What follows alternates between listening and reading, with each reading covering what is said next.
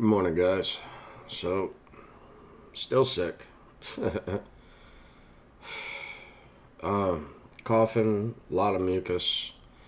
However, the lumps under the armpit, they have gone down quite a bit. I'm still taking amoxicillin. So, gonna go ahead and finish out this bottle and then make it up to Peoria, Illinois for the crypto event there, the HappyHour Roadshow with Clint Westwood and Litecoin Lisa. And if it's not better by the time I return, if it hasn't gone away, then I'll go to the doctor. So I believe I got it though. Got a handle on it and took measures around the house, hot tub, which I still have not gone back into the hot tub. So I think that being in a hot tub at 104 degrees and then jumping out when it's 50 degrees and then I don't have, a nice robe or anything to wear to get out, just really rags of a towel. I bought towels back in like 2008. So that's how old these towels are. Anyway, I think I'm about due for some new towels and a new hat. About time I upgraded this Digibyte hat, but this one I I wore daily for years, really. So anyway, been up forever. Cheers. I woke up early this morning, so I've been up forever this morning. I fell asleep last night without taking my Lantus shot, which is a 24-hour acting insulin. So needless to say, I woke up in the middle of the night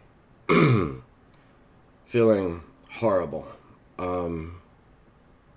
And of course, I went to test my blood sugar, and my sensor stays in me for 14 days at a time. So the sensor infusion, you have to replace every 14 days, but the sensor had expired, right? So I was like, great, now I have no way to test my glucose, being a type 1 diabetic.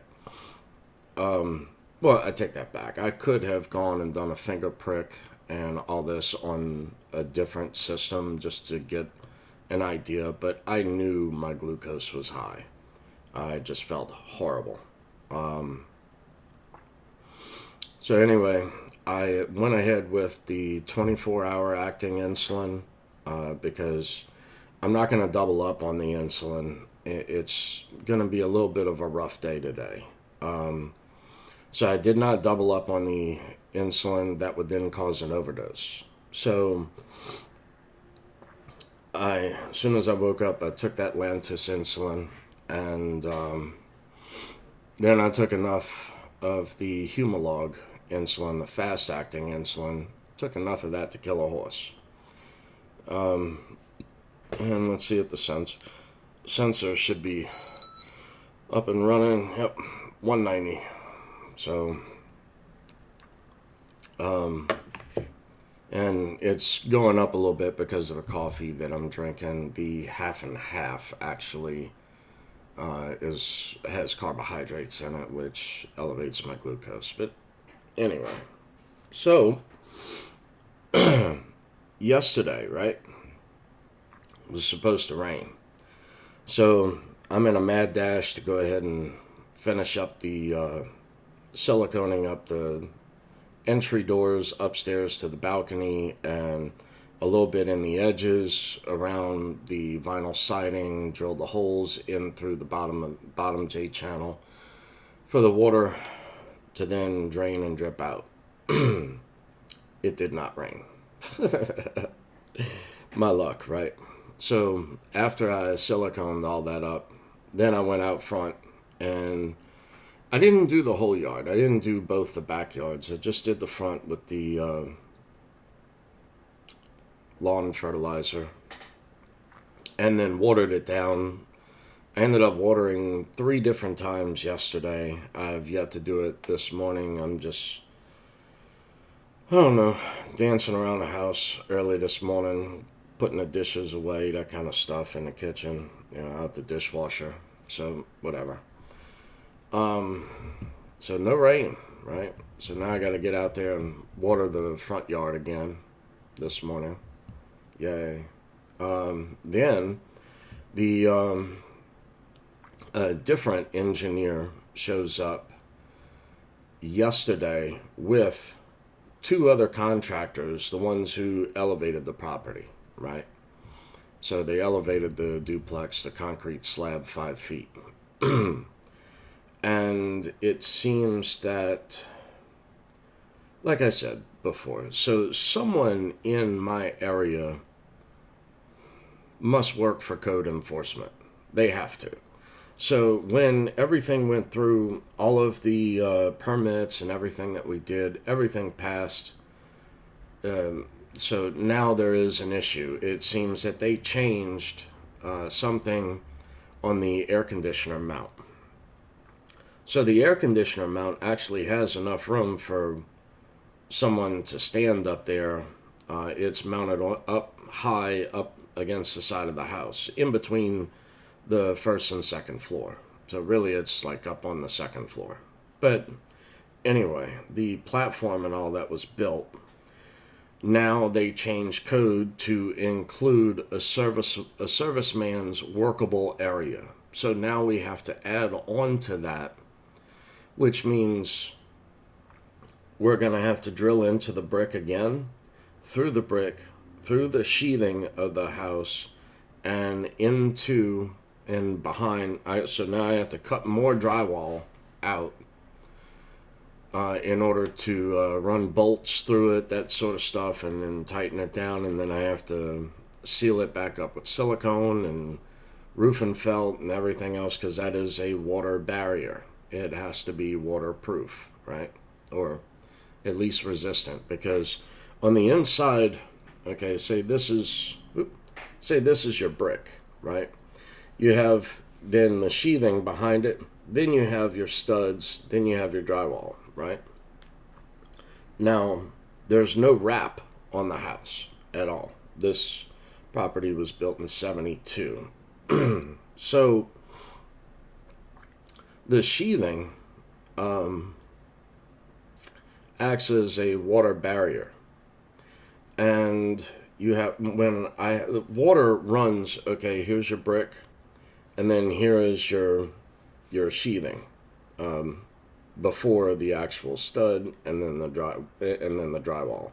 So your sheathing here, water runs between the brick and the sheathing, in between those two, and goes all the way down the wall, down the sheathing, and then exits out of the weep holes at the bottom of the brick. Yeah. So a lot more work is coming with that. Just another monkey wrench, and the whole thing is just stupid. They're claiming that there needs to be a workable space when actually it's super simple. Where this air conditioner has been elevated up to is easy to actually go up the steps and then set your ladder on the steps and lean it directly onto the platform for the air conditioner to then connect your high and your low and then service the air conditioner. Or, what is that? Some sort of a citric acid that you spray on the coils and then you hose it all out after it sits for a little bit. So, yeah. Anyway, another big monkey wrench. More work to go. Glad I didn't go ahead yet with the painting of the exterior, because these guys just make a mess. I mean, a big mess. They screw up more than what they fix. And I have to go back after them every single time. Not just clean up. I mean, that's part of construction, right? So I did all the cleanup.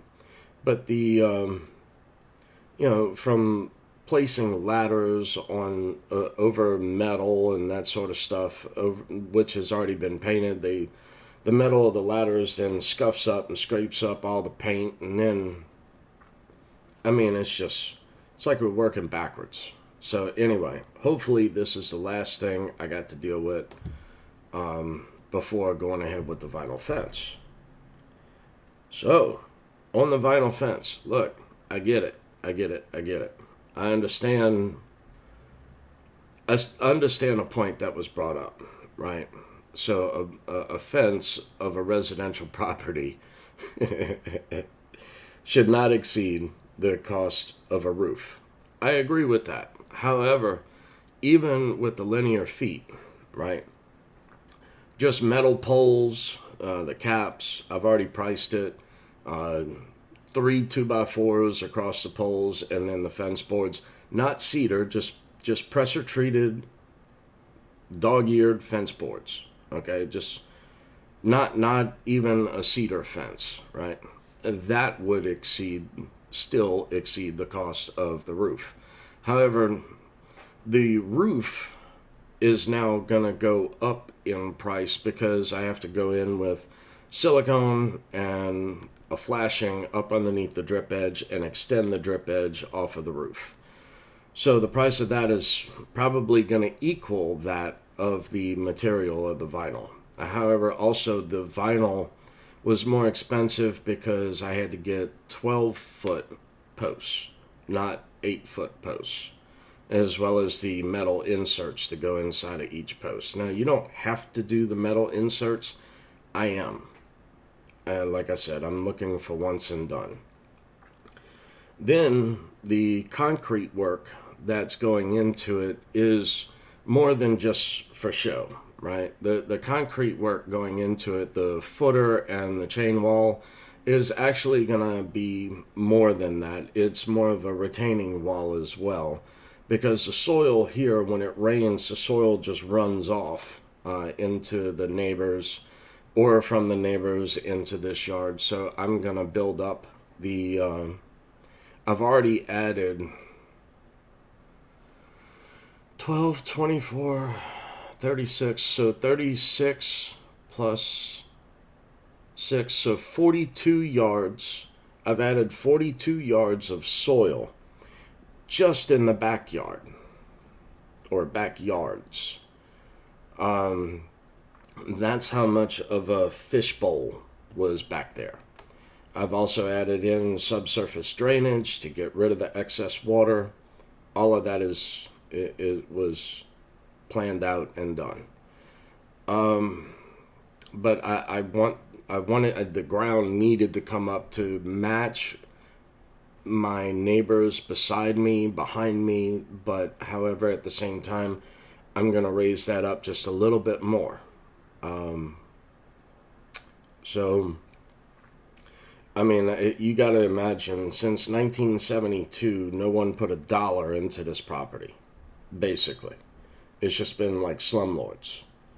No one cared, gave a anything, you know? So, who else is going to do it?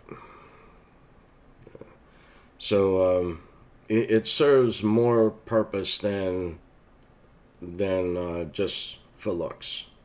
So it serves a few different purposes. So, you know, I understand that it should not exceed the cost of a roof, but there's a lot of other stuff going into it to get it the way that I want it, right? So, and you know, it's a little late now. I already bought and paid for it, and it's delivered.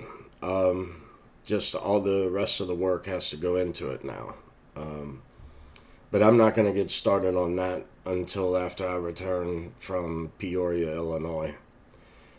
So anyway, on the crypto, right?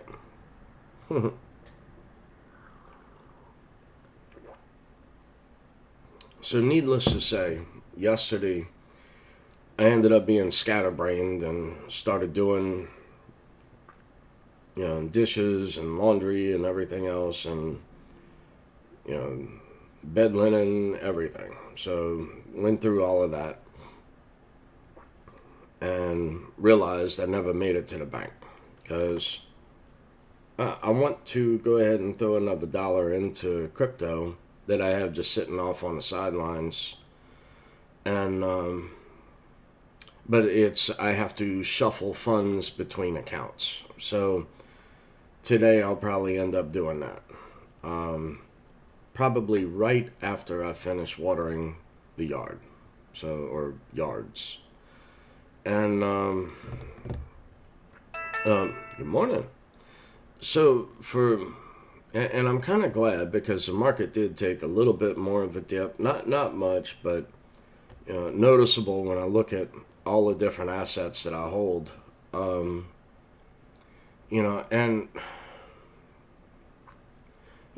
yesterday I sort of said a few things maybe I shouldn't have. But at the same time, there was some things I did not say in that video as well. So as far as Digibyte, right? So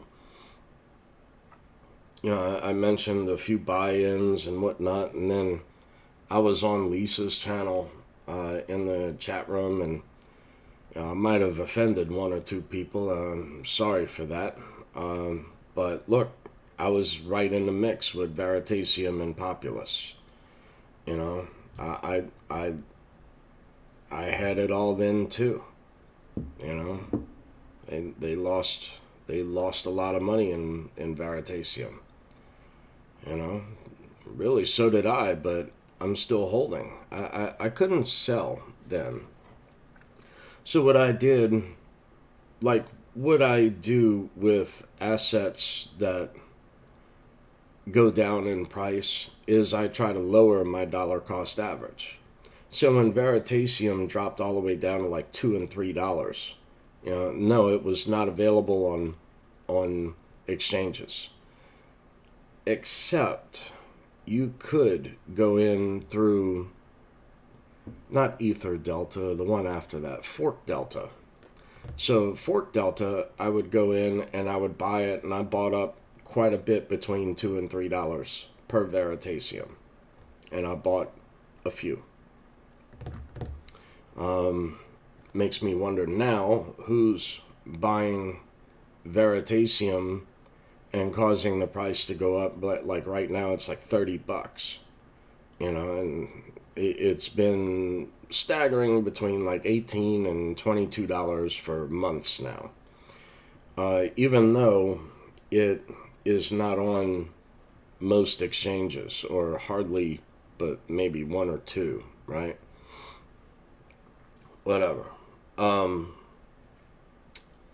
it makes me wonder who's buying up that Veritasium, causing the price to go up, and why? Why are they doing that? So anyway, another one was, like I said, Populous, PPT. So I bought a ton of Populous back in the day. Same thing, I couldn't take profit. I would have lost all my benefits. I didn't have the trust back then. So now I use the EIN of the trust, and I can convert crypto back into fiat into a checking account if need be. Now, granted, I could use a stable coin, that sort of stuff, but hearing a lot of what others are discussing with Evergrande and Tether being involved and whatnot, so I would not be in that particular one. I give you that. However, I don't know. I'm more of a long-term investor, so not so much a swing trader. So that's like XPRT recently. I bought in at like my first buy-in, I see $7.51. The next buy-in that I see is $7.15 when I bought into XPRT. No, it's not the $5.41 I see that I should have bought. I didn't buy it that cheaply. or that cheap. Price went up. I made a decent profit. I didn't want to sell it. You know, if the price drops back down below, I would say $7.15, then I'm going to buy more. You know, I'm good with the amount that I hold. However, the XLM that I hold, I don't feel I have enough of yet. I'm not going to tell you how much that is, but you know, for it to be dancing around like 37 cents for a while, jumped up to I saw it jumped up to 41 cents, whatnot. And my original purchase of XLM was back when I see Cardano at 2 cents forever. In that time frame, I see XLM between like 4 and 6 cents forever, and then it bounced up to 8, and then it just took off to the races. So since then, I have not bought any more XLM. So I understand that this is going to increase my dollar cost average. So basically, my entry point is going to cost me more. I get that, right? But at the same time, I'm not comfortable with the amount that I hold. I really wanted to buy more. And it's been one of those ones that's just been off on the sidelines, that has not really jumped recently like many others. It may take a while, and I'm cool with that. This is just a dollar cost average approach, but at the same time, with a little dry powder on the side, I can then pounce whenever I see a dip in the price, right? So, like, Digibyte, it's like just over 6 cents now. I mean, a lot of y'all saw when I almost traded Litecoin for Digibyte.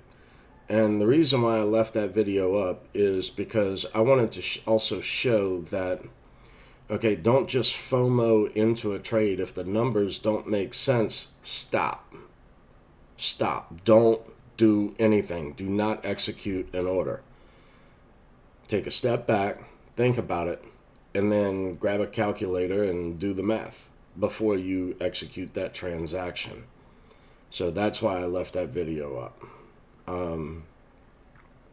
The numbers didn't seem right, and I wasn't willing to lose such a large amount that, I mean, it was crazy. It was just crazy what they were going to charge. And that was through the Atomic wallet. So the fees have just gone stupid. So you're better off learning other exchanges, how to use those exchanges, whether that's a DEX or another exchange like, say, KuCoin, Bittrex, that sort of stuff. So learn to use those as well. And they got a million different videos of how to do that. I'm not going to illustrate how to do all of that here. Not only that, I don't know how to share my screen and all that stuff yet. I'm still learning all of this kind of stuff. I think it's neat. I think it's cool. And just having a go at it. That's it. So, yeah, with Digibyte, right? Just over 6 cents right now. And it dropped to like, what, 4 3/4 cents? Something like that.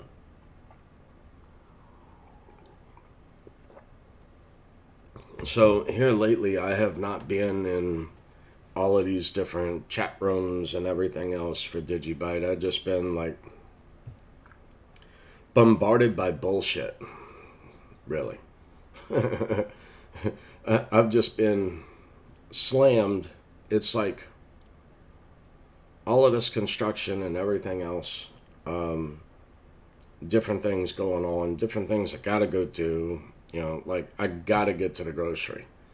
I mean, it's bad when, you know, you got bread, you got mayonnaise, but you got no ham, no roast beef, no Swiss cheese, no nothing, right? So you're eating mayonnaise sandwiches. Yeah, that's what I did yesterday. I got to get to the grocery. So at least the bread was still good. So worst case, it's just penicillin, right? Whatever. But it smelled good. The bread smelled good. So, but no, I got to get to the grocery, get to the bank, swap funds around, and sit down and try to figure out where I'm gonna place what horse am I gonna bet on this month. But not just like a bet. It's like it's an investment over time. So, I'm not going at this as far as if it goes up in value a little bit, then I'll pull that amount out. It's not the way I'm looking at this. I'm looking at this as investing over time as a dollar cost average. And whenever I get an extra buck or two, I'll throw that in as well. But in another undervalued asset. So, like many people out here in Digibyte,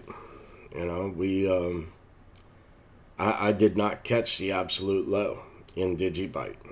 So my last major purchase in was at 0.0035. I've heard other people say they bought it like 0.0029, stuff like this, and I'm just like, wow, So basically, okay, 0.0035. So $3,500 at that point would have bought you 1 million Digibyte. 3,500. Right now at 6.1 cents, something like that. So now it would cost you $61,000 for 1 million Digibyte. So basically, that's like turning 3,500 into 61 grand per million Digibyte. Right. So when other people say win moon, win Digibyte, I'm already there, yo.